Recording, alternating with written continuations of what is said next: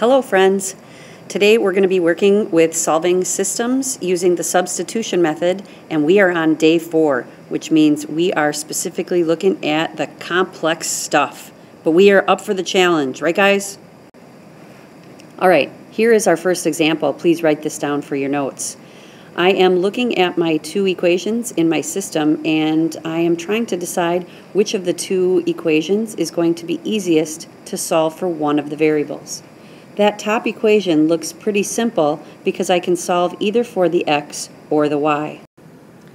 Okay, I'm going to solve that first equation for x. That means I'm going to isolate x, and that also means I need to eliminate the plus y using an inverse operation.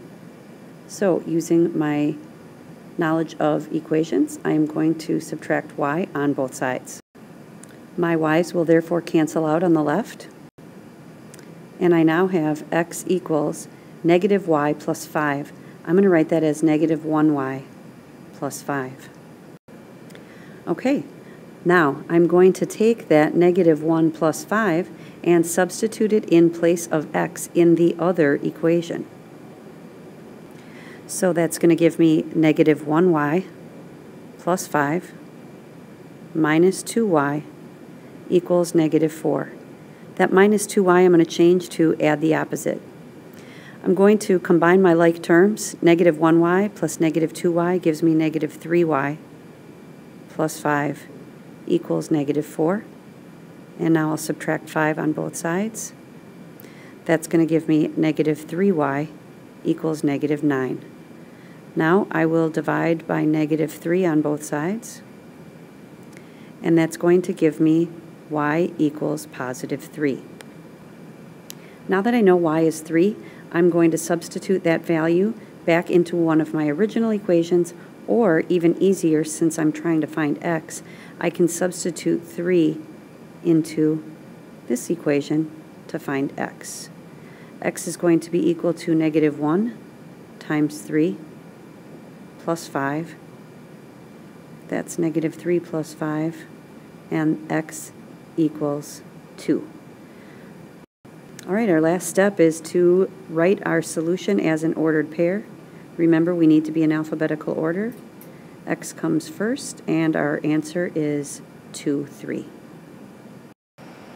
Okay, please write down example number 2, and I do believe that the second equation is going to be easiest to solve for one of our variables, and I think I'm going to solve for x. That looks like it's going to be the easiest. So I will add 3y to both sides. My 3y's will cancel each other out, and what I have left over is negative x, or negative 1x, equals 3y plus negative 6. I'm going to divide all my terms by a negative 1 so that I get x truly alone and isolated, and that's going to give me x equals negative 3y plus 6. Okay, I am going to take that x value, negative 3y plus 6, and substitute it into my first equation that I have not used yet. So that's going to be 2 times negative 3y plus 6 minus 3y, which I'm going to write as plus negative 3y, equals 12. My next job is going to be to distribute. That's going to give me negative 6y plus 12 plus negative 3y equals 12. Now I'm going to combine my like terms. That's going to give me negative 9y plus 12 equals 12. I'll subtract 12 on both sides, and now I have negative 9y equals 0. My last inverse operation is to divide both sides by negative 9, which is going to give me y equals 0. I'm going to take that and substitute that back into here to find my x value.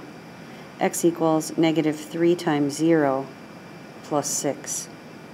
X equals 0 plus 6, therefore x equals 6. And my last job is going to be to write that as an ordered pair. My solution in alphabetical order will be 6, 0. Okay, here's our third and final example for today. At first glance, neither one of these equations looks that great to solve for one of the variables. But let's just say that we notice that that top equation, all the terms are divisible by 4. So let's try to get x by itself. And since 4 will go into all the terms, I think that's going to work out great. Okay, since I'm solving for x, I'm going to subtract 8y on both sides. And that's going to give me 4x equals negative 8y plus 20.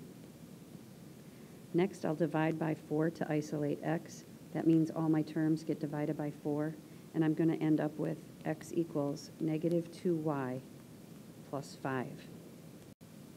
All right, I'm going to take that negative 2y plus 5 and substitute it in for the x in the other equation, which I rewrote up here. So that's going to give me 2y plus negative 4 times negative 2y plus 5 equals negative 30. All right, that means I'm going to have to distribute that negative 4. That's going to give me 2y plus 8y plus negative 20 equals negative 30. All right, combining my y's is going to give me 10y plus negative 20 equals negative 30. I'll add 20 on both sides, and that's going to give me 10y equals negative 10. Almost done. Divide both sides by 10 gives me y equals negative 1. Okay, our last step is to figure out our x value. So I'm going to take that negative 1 and put it in place of y over here. That's going to give me x equals negative 2 times negative 1 plus 5, which means x is equal to 2 plus 5, which we know is 7. All right, if I write my solution in alphabetical order as an ordered pair, I get the ordered pair 7, negative 1. All right, you guys, you rocked it. Now go rock your homework.